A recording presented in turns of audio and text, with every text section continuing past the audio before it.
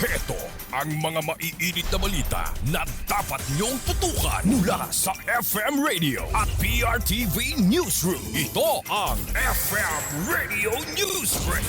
FM Radio Newsbreak. Magandang umaga mga ka-vibes, narito na ang mga maiinit na balita para sa ating FM Radio Newsbreak. Inaprubahan ng Kamara sa ikalawang pagbasa ang panukalang batas na naglalayong palawakin ang libreng tertiary education.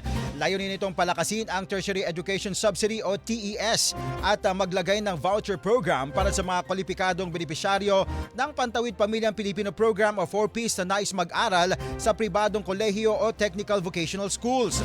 Ayon kay House Majority Leader at Ilocos Norte Representative Ferdinand Alexander Sandro Marcos, tutulong ang panukala sa mga kabataang mahihirap ngunit may kakayahang mag-aral upang makapagtapos ng kolehiyo kahit may limitadong gastusin.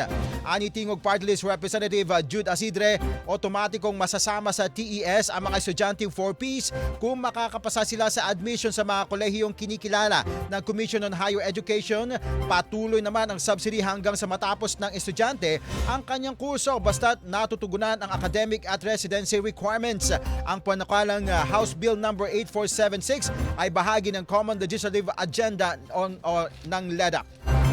FM Radio Newsbreak. FM Radio Newsbreak.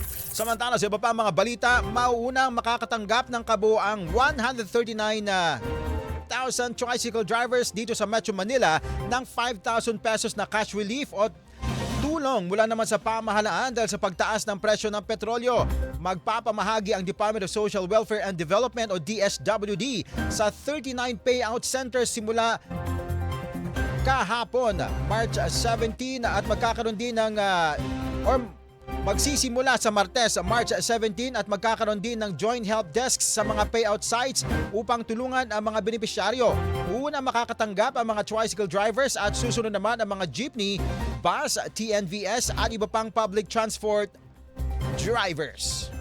FM Radio Newsbreak. FM Radio Newsbreak. Samantala sa ating panghuling balita, magsasagawa ang ating coalition ng ika-4 na civilian mission sa West Philippine Sea sa April. Ang misyon ay tutuon sa munisipalidad ng Kalayaan na kamakailan ay nasa sentro ng debate dahil sa panukalang isuko na lamang ito ng ilang pisyal. Ayon naman kay Co-Convenor Rafaela David, layunin ng misyon na tugunan ang pagtaas ng presyo ng petrolyo, ang pag-espiya ng China at ang tinatawag nilang senador sa West Philippine Sea. Binigyang din nila ang fuel at food assistance ang malilit na komunidad ng mangingisda na apektado ng mataas na presyo naman ng langis.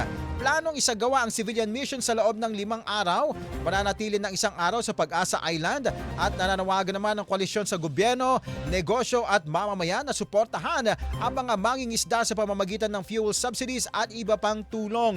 Binigyang din ni atin Co-Convenor Edicio de la Torre na mahalaga ang presensya ng mga karaniwang Pilipino sa West Philippine Sea upang labanan ng militarisasyon ng China. Bilang paghahanda, magdaraos ng pulong sa March 23 sa Puerto Princesa kung saan dadalo ang West Philippine Sea Blocks ng Kamara at Senado, lokal na opisyal, church leaders, mangingisda, kabataan at civil society groups. FM Radio Newsbreak. FM Radio Newsbreak. At iyan mga ka-vibes ang buong kalipunan ng ating pagbabalita para sa ating FM Radio Newsbreak. Ako po si Cherubim Ganaden, magandang umaga. Inyong narinig ang FM Radio Newsbreak dito sa FM Radio, Favorite Music Radio.